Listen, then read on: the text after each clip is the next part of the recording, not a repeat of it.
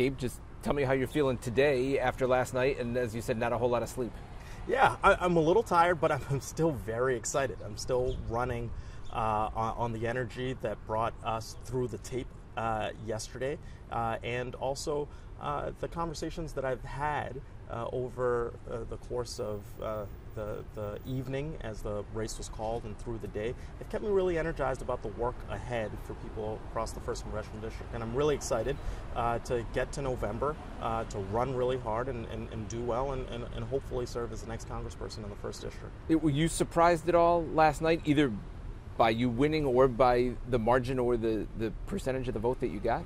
Well, I pleasantly surprised by the percentage we got. I think it showed something to people across the district that folks really do want someone with a message that resonated like mine, someone who can be effective from day one and has the experience to do that, but also connects to their deep values. You saw my parents at the celebration last night.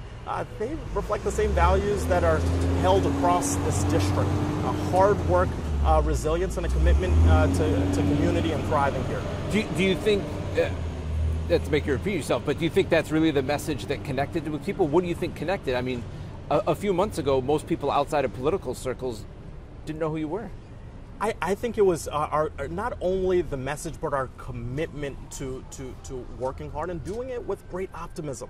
Very often I've heard from people who have seen our ads and they've said, "You're the guy with the smile who worked for the presidents and wants to work for us."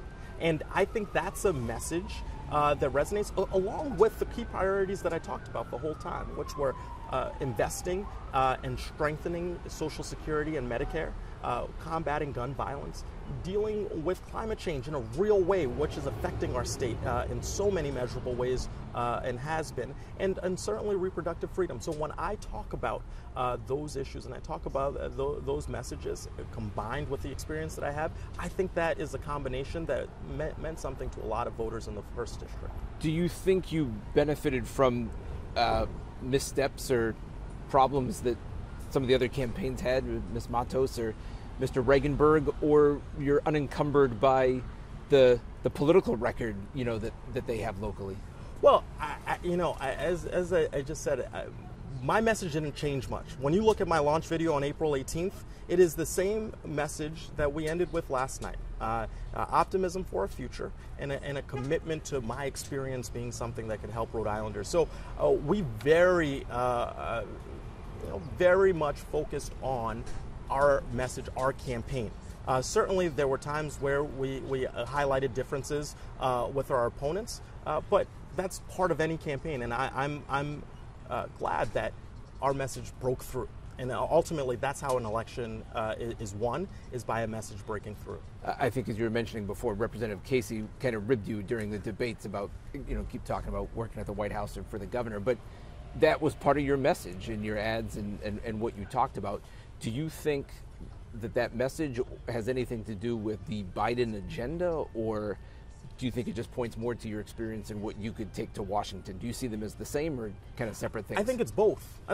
Because when I talk about the president's historic bipartisan infrastructure law, I talk about my record having brought people together, calling Republican mayors, Republican governors to get them engaged with their delegations to advocate for the passage of that law. That is part of my experience, but also part of the Biden agenda. So both things. It's hard to parse in an election, and I can't really choose which parts of the experience that I want to highlight, because ultimately voters are going to say, what did he do when he was there? And I have tried to articulate what I did in service of the president and why it is meaningful for the next congressperson to have that kind of experience. That's it. Are you willing to break with the president and the administration if you get to Congress and a vote comes up where you disagree? Yes, most certainly. I mean, look, I am running to represent people in Rhode Island.